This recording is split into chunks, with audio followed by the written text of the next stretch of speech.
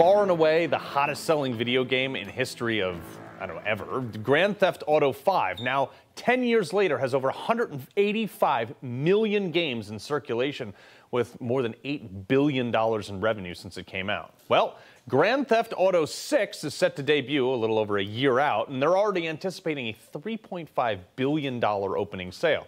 Now, aside from the fact that I think video games melt your brain and they're stupid, what does this say about us as a society? That the #1 selling video game is titled after a felony, Grand Theft Auto, centers around violence against women, picking up hookers, beating up random bystanders, and shooting at cops. The irony is that as a society, we're being neutered already and taught that words are violence, and if you call somebody the wrong pronoun, you can cause PTSD. There's an entire political party that wants to criminalize hate speech, yet not a word about our kids learning to be violent felons on a video game. Board-certified clinical psychologist Dr. Jeffrey Gardere and primary care doctor at Massachusetts General Hospital, Dr. Peter Grinspoon. Look, Dr. Grinspoon, what do you make of this, and what is this doing to our kids? Well, what do I make of it? The same things that make it sort of inappropriate for the kids, the sexuality, the violence, sometimes there are even drugs in these games, are what make it so popular and so enticing. It's sort of like forbidden fruit.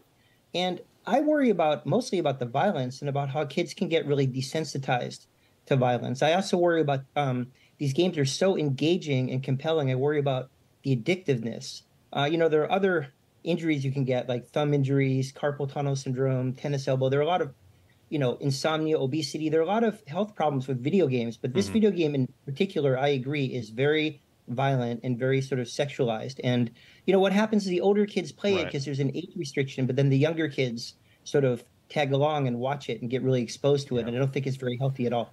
Dr. Gardere, Elon Musk responded to an ex-employee's post, not former, an ex-employee that had played Grand Theft Auto, saying, quote, tried it, didn't like doing the crime. GTA 5 required shooting police officers in the opening scene, just couldn't do it. At least some kids are coming around, right?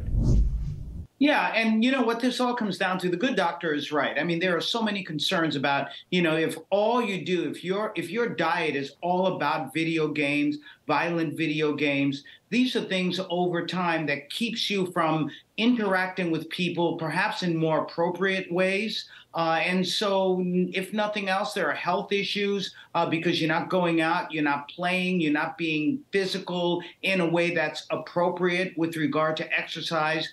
But, the other thing is, I know a lot of people feel that these video games may cause, violent behaviors. Right now, the studies are really mixed there. We really don't know what it is doing. What the studies are showing is that it can. But what the studies are saying is that they can cause aggression, and certainly aggression is different from violence. But I think the key thing here, and I think the good doctor might agree with me, is if you have someone who has a severe psychological issue or is in a violent home and all they're getting is more reinforcement for violence, then this certainly can hurt someone, because there are kids who do play it and they don't get in trouble, they don't get violent. So, but you have to be careful, who is actually absorbing these particular games. Dr. Grinspoon, I got less than 30 seconds left. If we're in a society that is blaming everything on everything, how could this not be a factor?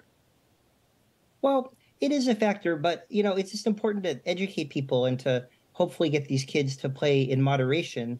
I don't love Grand Theft Auto for the reasons we've discussed, but it's a difference if you play a video game for an hour and then you go outside and play with your friends, or if you play video games for 8 hours a day. So I think it's very important we keep a limit to the screen time. Yeah, well, there you have it. Doctor, I've always wanted to do that.